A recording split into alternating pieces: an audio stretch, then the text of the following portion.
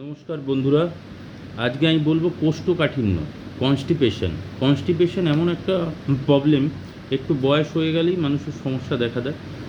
অল্প বয়স্কদের কনস্টিপেশন থাকলেও অতটা মানে দৈনন্দিন লাইফে কষ্টকর হয় না, কিন্তু বয়স হয়ে গেলে দেখা যায় আফটার 50-60 পরে মহিলা পুরুষ উভয়েরই কনস্টিপেশনের সমস্যা থেকে যায়। তো কনস্টিপেশন নিরাময় করা অ্যাকচুয়াল কী দিলে অ্যাকচুয়াল নিরাময় হয়ে যাবে সেটা তো এখনও চিকিৎসাধীন। আমরা অনেক রকম ওষুধ ইউজ করে থাকি, দেখা যায় কনস্টিপেশনের জন্য ইসবগুলের ভুসি থেকে শুরু করে অনেক রকম আছে, মিল্ক অফ ম্যাগনেসিয়াম থেকে শুরু করে কোলাক্স সিরাপ থেকে শুরু করে অনেক কিছু আছে। কিন্তু আমার বাবা একরকম জিনিস ইউজ করে, তো আমার মনে হলো আমার এই ইউটিউব চ্যানেলের এই টিপসটা যদি কারুর একটু উপকারে লাগে তো আমি উপকৃত হব।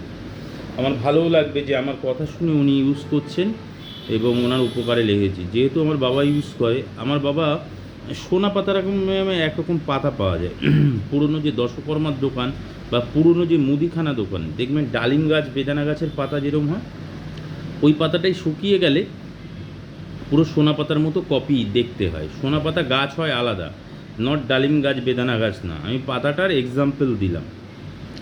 ওই পাতা আপনার নিয়ে আসতে হবে 50 গ্রাম বা 100 গ্রাম, 10-20 টাকা দাম হবে, দাম খুব বেশি নয়, সবাই ইউজ করতে পারবেন, সবাই ব্যবহার করতে পারবেন। দোকান থেকে কিনে নিয়ে আসতে হবে, কিনে এনে রাত্রে এতটা পরিমাণ মানে অল্প দুটো পাতা 1 গ্লাস জলের মধ্যে আপনাকে ভিজিয়ে রাখতে হবে। ভিজিয়ে রেখে পরের দিন ওই জলটা ছেঁকে বাবা প্রথমে খেত। তো বাবা রিসেন্টলি দেখছি, আগে প্রথমে ওই জল রাত্রে ভিজিয়ে রাখতো ভালো করে, পাতাগুলো ধুয়ে, যে 1 গ্লাস জলের মধ্যে ভিজিয়ে রাখতো, পাতাগুলো ধুয়ে নিতে হবে, যেহেতু বাইরের থেকে আসে যে কোনো জিনিসই ধুয়ে নেওয়া ভালো, তা ধুয়ে না নিয়ে ইউজ করা যাবে না। তো বাবা ধুয়ে নিয়ে 1 গ্লাস জলে ভিজিয়ে রাখতো, সকালবেলা ছেঁকে খেত। এখন বাবা কী করছে রিসেন্ট, মানে যতদিন কনস্টিপেশন দেখালো পায়খানা একটু সমস্যা হচ্ছে ততদিন খাচ্ছে, আর পাতার কোনো সাইড এফেক্ট নেই, গাছগাছায় সাইড এফেক্ট হয় না। শুনে বাবার এখনও সেরকম সাইড এফেক্টও নেই, কোনো ক্ষতিকারক ব্যাপারও হয়নি। এবার বাবা কী করে এখন রিসেন্টলি করছে, যে ওই পাতাটা সকালে যে ভিজিয়ে রাখছে 1 গ্লাস জলে, ওই জলটা না চায়ের মতো ফোটায়, ফুটিয়ে নেয়, বাতিতে ঢেলে ফোটায়, ফুটিয়ে দেখা যায় পুরো জলটা একটু কালো কালো বাদামি টাইপের হয়ে যায়, চায়ের লিকারের মতো।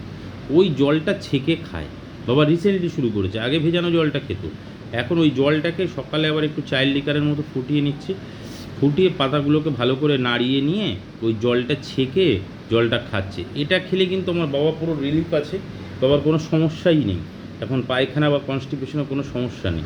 তা বন্ধুরা, আমার এইটা আমি আপনাদের সবাইকে জানালাম। তো আপনারা দেখবেন, যদি কারুর মা বাবা বা কারুর এই ধরনের সমস্যা থাকে, আশেপাশে বয়স্কদের যদি এই ধরনের সমস্যা থাকে, কাইন্ডলি আমার মেসেজটা সবাইকে দেবেন, এই অবজারভেশনটা সবাইকে জানাবেন যে এরমভাবেও খাওয়া যায় বা এরম পাতা আছে, অনেকে জানি অনেকে জানে না, যারা জানে না তাদের অবশ্যই দেবেন, তারাও উপকার পাক আমার বাবার মতো। আশা করি সবাই উপকার পাবেন, আর এইভাবে ইউজ করলে কনস্টিপেশনের সমস্যা থেকে মুক্তি লাভ করা যেতে পারে। নমস্কার বন্ধুরা।